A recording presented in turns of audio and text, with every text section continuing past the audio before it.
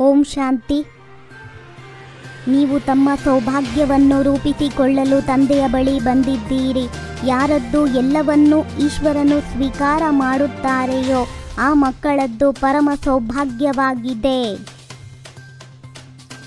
ಮಕ್ಕಳು ಭೋಜನದ ಸಮಯದಲ್ಲಿ ತಂದೆಯನ್ನು ಮರೆತು ಹೋಗುತ್ತಾರೆ. ತಂದೆಗೆ ಸ್ವೀಕಾರ ಮಾಡಿಸದೆ ಇರುವುದರಿಂದ ಮಾಯೆಯು ಭೋಜನವನ್ನು ತಿಂದು ಬಿಡುತ್ತದೆ. ಅದು ಬಲಶಾಲಿಯಾಗಿ ಬಿಡುತ್ತದೆ.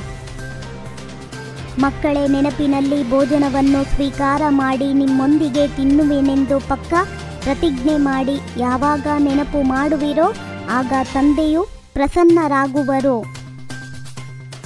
ನಮ್ಮ ಪುರುಷಾರ್ಥದನುಸಾರ ನಾವು ದೌರ್ಭಾಗ್ಯದಿಂದ ಸೌಭಾಗ್ಯವನ್ನು ರೂಪಿಸಿಕೊಳ್ಳುತ್ತಿದ್ದೇವೆ. ಈಗ ರಾತ್ರಿಯಿಂದ ದಿನವಾಗುತ್ತಿದೆ. ಉನ್ನತಿಯು ಹೊಂದುತ್ತಾ ಹೋಗುತ್ತಿದೆ.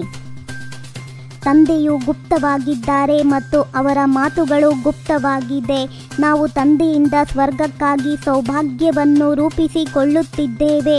ಆ ತಂದೆಯೇ ಸ್ವರ್ಗವನ್ನು ರಚಿಸುವವರಾಗಿದ್ದಾರೆ.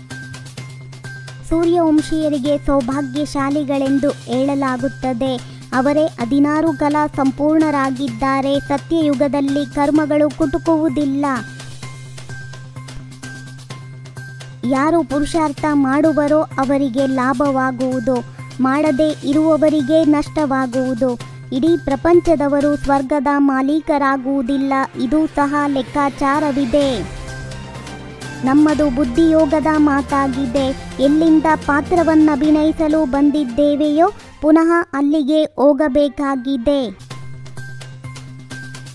ಈಗ ಆ ಗಾಡ್ ಫಾದರನ್ನು ನೆನಪು ಮಾಡಿ. ಆಗ ಅಂತಿಮಗತಿ ಗತಿಯಾಗುವುದು. ಸತ್ಯಯುಗದಲ್ಲಿ ನಾನಾತ್ಮ ಒಂದು ಶರೀರವನ್ನು ಬಿಟ್ಟು ಇನ್ನೊಂದನ್ನು ತೆಗೆದುಕೊಳ್ಳುತ್ತೇನೆಂದು ತಮ್ಮ ಆತ್ಮವನ್ನು ನೆನಪು ಮಾಡಲಾಗುತ್ತದೆ. ಈಗ ತಂದೆಗೆ ಎಲ್ಲವನ್ನೂ ಕೊಟ್ಟು 21 ಜನ್ಮಗಳ ಆಸ್ತಿಯನ್ನು ತೆಗೆದುಕೊಂಡರೆಂದರೆ ಮತ್ತೆ ದಾನ ಪುಣ್ಯ ಮಾಡುವ ಅವಶ್ಯಕತೆ ಇರುವುದಿಲ್ಲ. ದೇಹಿ ಅಭಿಮಾನಿಯಾಗಿ ನಡೆದುಕೊಂಡು ಹೋಗಿದ್ದೇ ಆದರೆ ಎಂದೂ ಸುಸ್ತಾಗುವುದಿಲ್ಲ. ದೇಹಭಾನವೂ ಬರುವುದಿಲ್ಲ. ಹೇಗೆ ಈ ಕಾಲುಗಳಿಂದ ನಡೆಯುತ್ತಿಲ್ಲ, ನಾವು ಹಾರುತ್ತಿದ್ದೇವೆ ಎಂಬ ಅನುಭವವಾಗುತ್ತದೆ. ಯಾವಾಗ ಅವಶ್ಯಕತೆ ಇರುವುದಿಲ್ಲವೋ ಆಗ ಏನನ್ನು ಸ್ವೀಕರಿಸುತ್ತಾರೆ. ಇಲ್ಲಂತೂ ಏನು ಶೇಖರಿಸಿಡಬೇಕಾಗಿಲ್ಲ. ಇಲ್ಲಂತೂ ಮಮತ್ವವನ್ನು ಕಳೆಯಬೇಕಾಗಿದೆ. ತಂದೆಯು ಬಡವರ ಬಂಧುವಾಗಿದ್ದಾರೆ ಅಂದ ಮೇಲೆ ಮತ್ತೇಕೆ ತಬ್ಬಿಬ್ಬಾಗುತ್ತೀರಿ? ಏಕೆ ಮರೆತು ಹೋಗುತ್ತೀರಿ? ನೀವು ಯಾವುದೇ ಕಷ್ಟಪಡಬೇಕಾಗಿಲ್ಲ. ಕೇವಲ ಒಬ್ಬ ಪ್ರಿಯತಮನನ್ನು ನೆನಪು ಮಾಡಿ. ಆ ಪ್ರಿಯತಮನಿಗೆ ಭೋಗವನ್ನಿಡದೆ ತಿನ್ನಲು ನಿಮಗೆ ನಾಚಿಕೆಯಾಗುವುದಿಲ್ಲವೇ? ಏನೇ ಆಗಿರಲಿ ಮೊದಲು ಅವರಿಗೆ ತಿನ್ನಿಸಬೇಕು. ಇದರಲ್ಲಿ ಬಹಳ ಪರಿಶ್ರಮವಿದೆ.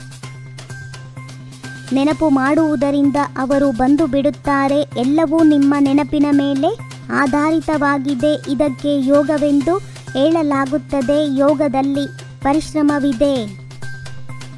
ಪ್ರಿಯತಮನ ಜೊತೆ ನಿಮಗೆ ಎಷ್ಟು ಪ್ರೀತಿ ಇರುವುದೋ ಅಷ್ಟು ಖುಷಿಯ ನಶೆ ಏರುವುದು ನಿಶ್ಚಯ. ಬುದ್ಧಿ ವಿಜಯಿಗಳಾಗುತ್ತಾ ಹೋಗುತ್ತೀರಿ. ಯೋಗವೆಂದರೆ ಬುದ್ಧಿಯೋಗದ ಓಟವಾಗಿದೆ. ಆಮೆಯ ತರಹ ಕರ್ಮ ಮಾಡಿ ಮುಗಿದ ತಕ್ಷಣ ಮತ್ತೆ ನೆನಪಿನಲ್ಲಿ ಕುಳಿತುಕೊಳ್ಳಿ. ಭ್ರಮರಿಯ ತರಹ ಇಡೀ ದಿನದ ಜ್ಞಾನದ ಧ್ವನಿ ಮಾಡುತ್ತಾ ಇರಿ. ಭಗವಂತನು ಕಾಲರ ಕಾಲನಾಗಿದ್ದಾನೆ. ಅವಶ್ಯವಾಗಿ ಚಕ್ರವು ಪುನರಾವರ್ತನೆಯಾಗಬೇಕಾಗಿದೆ.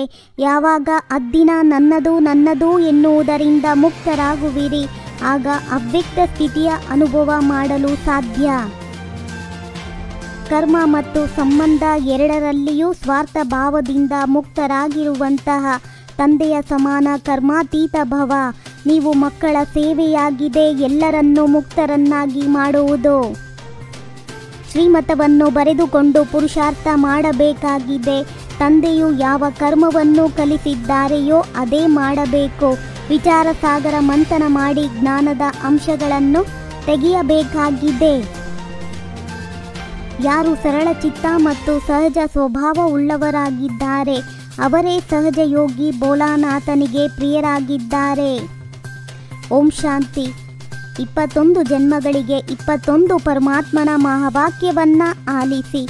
ನಿಮ್ಮದೇ ಆದ ಈ ಚಾನಲಿಗೆ ಲೈಕ್ ಮಾಡಿ, ಶೇರ್ ಮಾಡಿ. ಓಂ ಶಾಂತಿ.